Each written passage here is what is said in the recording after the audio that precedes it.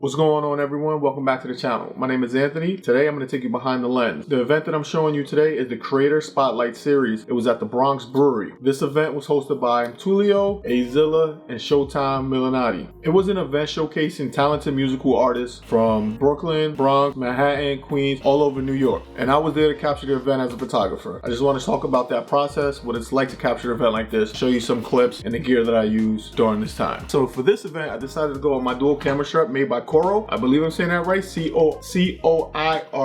And on the right, I had my new Canon EOS R6 Mark II with the RF 28-70 f2 lens. And on the left, I have my Canon EOS R6 Mark I with the 70-200. So I wanted to be able to get some nice wide shots at 28, but also wanted to get really tight portrait shots of the event. And I was able to go back and forth really quickly using this dual camera strap. This setup for this event was really great because it gave me the flexibility. So anytime I wanted to get a really good portrait of someone and compressed image, I have my 70-200 on the left. And when I needed to get a wide shot or even get some of the crowd in there, I was able to do that with my 28-70. So I really love this setup for an event like this. The only thing I would include next would be 15-35. I do have the RF 16mm, which is great for this, and it also keeps my bag a little light. But for now, I'm gonna stick with the setup I have, and I really enjoy it. Luckily, I brought my girlfriend along with me, and she was able to capture all the B-roll footage for this video. I was very grateful, and I gave her one of my lenses. Actually, it's the lens I'm shooting this video with. It's the RF 24mm lens. She has a Canon R50, I believe this one is, the one with the flip screen.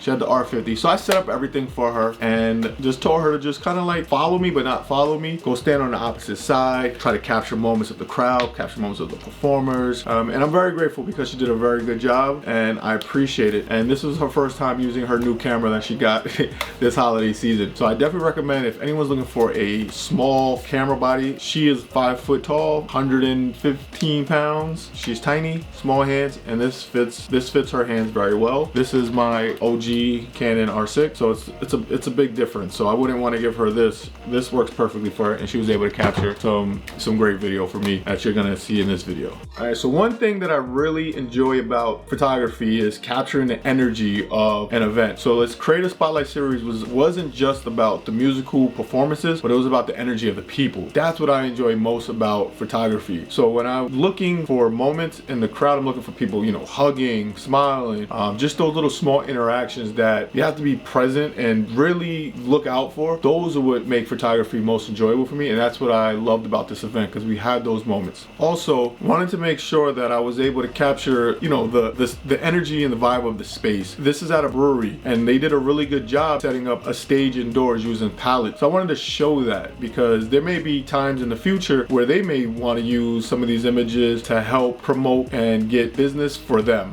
Shooting live performances is always a challenge because people are moving quickly when they're doing this. Luckily with this venue, I was able to use flash. So I did use on-camera flash with both of my camera bodies. And it was something that I chose to do because I didn't want to have to crank my ISO up really high and have to deal with the reds and the purple lighting. Instead, I used flash, and everyone there was very happy with how the images turned out. Some of the images I actually had to make black and white as well, but that was more of a personal choice because of all of the color images. And I think I got a real good amount of images in focus and like good composition, and I was very happy with. So just to mix it up a little bit, when it comes to black and white, I do enjoy them sometimes when I'm doing concert photography. I don't want everything to just be in color. I think black and white also tells like a good story and it gives it a nice little mood. That's something I included as well with these images. So events like this are all about the little moments, capturing the moments when the performer is jumping off stage, interacting with the crowd, seeing their expression or the crowd's expression when they're engaging with them or dancing with the crowd. Like, these are all the moments that I'm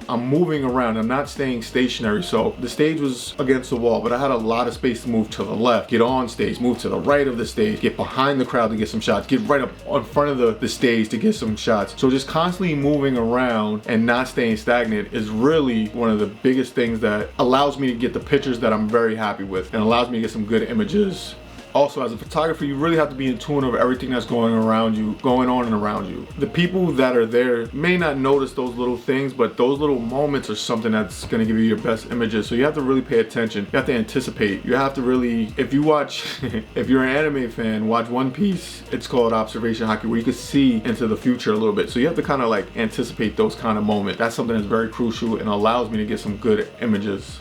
The host did a really good job at creating an event and bringing a good positive energy together where these artists can collaborate and network with each other, and that was very important for them. So they wanted to introduce people from over here, from one place and this place here, and allow them to mesh so they can go on and create some magic together in the future. So when I'm editing my photos, I try to keep it simple. I try not to over edit too much. I have a workflow now that just makes the process much easier for me. I try to make sure, like I said, I'm moving through the crowd during the night, so I'm getting different angles, so I'm telling different, as you could say, I'm getting story from different perspectives. So if you were like on the stage, you can see what the performer was seeing, or if you were in the crowd, you can see what the crowd was feeling when they're looking up at the performer. So I'm just moving around. So when I'm editing these photos, I'm trying to piece those little bits together so it flows nicely in one gallery when I present to the client. So being intentional with your editing, sometimes you can just get rid of some stuff that you don't need. So overall, the Creative Spotlight Series event was a really unforgettable night. I look forward to more events like this because it brings community together and it allows people with good intentions and good vibes to network and share creative thoughts. You know, it's events like this that remind me of why I love photography and why I got into doing this. It's telling these stories with these images and capturing these moments, so when people go back and look at them a month from now, a year from now, 10 years from now, it'll bring a smile to their face and just give them some joy. So again, whatever you're doing, whatever kind of event you're doing, as long as you're having fun and just capturing the moments, you're gonna have a great time. So this is Ant. I appreciate you guys for watching. Peace out.